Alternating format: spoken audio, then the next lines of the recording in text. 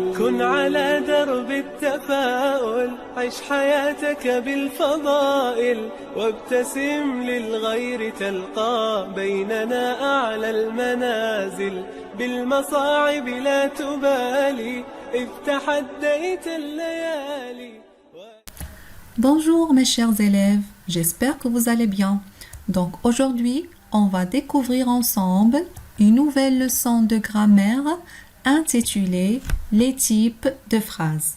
Commençons d'abord par la phase j'observe et je découvre. Donc dans cette partie, on va découvrir d'abord qu'est-ce que ça veut dire une phrase. Donc ici, on a deux ensembles de mots. On a l'ensemble de mots A et B. On va les lire. Donc, Lisa ouvre un tiroir. Tiroir, un, ouvre Lisa.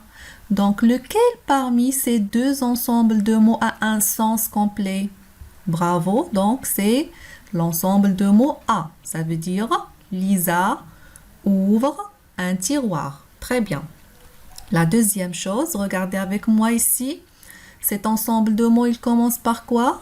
Très bien, il commence par une lettre majuscule. Et il se termine par quoi? Par un point. Donc, voilà la définition d'une phrase. Donc, la phrase, c'est un ensemble de mots qui a un sens complet. Et il commence par une lettre majuscule et il se termine par un point. On peut avoir aussi un point d'interrogation ou bien un point d'exclamation. Selon quoi? Selon le type de la phrase. C'est ce qu'on va découvrir maintenant. Donc, regardez ici.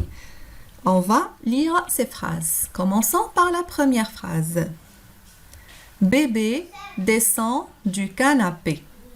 Donc, regardez ici, on a une phrase. Pourquoi? Parce que cet ensemble de mots, elle a un sens. Et il commence par majuscule et il se termine par un point. Mais cette phrase, il sert à nous donner quoi? Donc cette phrase, il sert à donner une information. D'accord? Donc la phrase qui sert à donner une information et il se termine par un point s'appelle une phrase déclarative. Une phrase déclarative. Très bien. Passons maintenant à la deuxième phrase. Va-t-elle s'occuper du bébé? Donc toujours on a une phrase. Pourquoi? Parce que cet ensemble de mots, elle a un sens. La deuxième chose, on a majuscule et on a ici à la fin un point d'interrogation.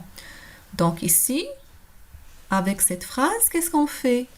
On pose quoi? Très bien, on pose une question. Donc, va-t-elle s'occuper du bébé? Donc ici, c'est une question.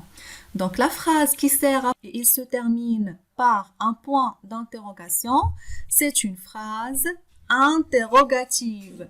C'est une phrase interrogative. Très bien. Passons maintenant à la troisième phrase. Quelle belle cuisine! Quelle belle cuisine! Donc, ici aussi, on a une phrase parce qu'elle a un sens. Et il commence par majuscule et il se termine par un point d'exclamation. Donc ici, avec cette phrase, qu'est-ce qu'on fait? On exprime quoi? On exprime un sentiment. D'accord? Avec la phrase exclamative, ici c'est l'admiration. Donc avec la phrase exclamative, on peut exprimer un sentiment. Soit la joie, la tristesse, l'admiration, etc. Et la phrase exclamative, elle se termine toujours par un point d'exclamation. Passons maintenant à la dernière phrase. Lisa, occupe-toi de ta petite sœur. Donc ici, on a toujours une phrase parce que c'est un ensemble de mots qui a un sens. Il commence par majuscule et il se termine par un point. Et dans cette phrase, ici, on exprime quoi? On exprime un ordre. D'accord? On exprime un ordre. Et la phrase dont on exprime un ordre, il s'appelle une phrase impérative. D'accord? Avec la phrase impérative, on peut exprimer un ordre ou bien une interdiction. Et la phrase impérative, faites attention, il peut se terminer par un point ou bien par un point d'exclamation. C'est ce qu'on va voir dans la partie « Je retiens ». Donc, pour récapituler tout ça, on va passer à la partie « Je retiens ». Donc, on va lire ensemble.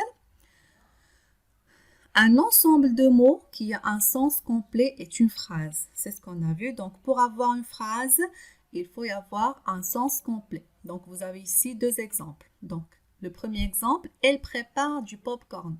Donc, ici, c'est une phrase parce qu'on a un sens complet. Le deuxième exemple, on a prépare popcorn du elle. Donc, ici, ce n'est pas une phrase. Pourquoi? Parce qu'on n'a pas un sens complet. D'accord? Deuxième chose, à l'écrit. Une phrase commence par une lettre majuscule. C'est ce qu'on a vu dans toutes les phrases. Il doit toujours commencer par une lettre majuscule. Et il se termine par soit un point, soit par un point d'interrogation, soit par un point d'exclamation. Et cela selon le type de la phrase. Passons maintenant à la troisième chose qu'on a vue. Donc, toutes les phrases ne se ressemblent pas. Donc, une phrase peut être. Donc, il y en a 4 types de phrases.